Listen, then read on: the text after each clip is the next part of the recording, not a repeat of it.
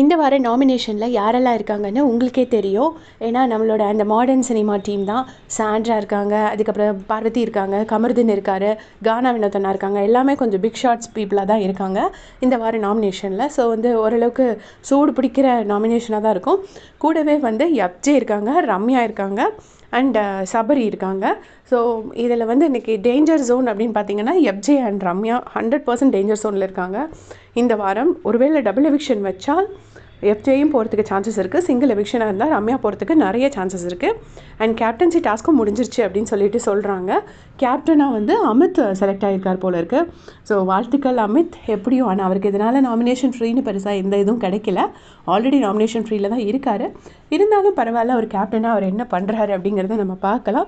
ஏன்னா அவர் கொஞ்சம் சாஃப்டான person, at the same time கொஞ்சம் இமோஷ்னல் அண்ட் சம்டைம்ஸ் அவருக்கு நல்ல கோவமும் வரும். ஸோ அந்த மூணோத்தோட காம்பினேஷன் தான் அமித். என்ன பண்ணுறாரு கேப்டனாக அப்படிங்கிறத பார்க்குறதுக்கு நான் ரொம்ப ஆசையாக இருக்கேன். உங்களுடைய கமெண்ட் சொல்லுங்கள்.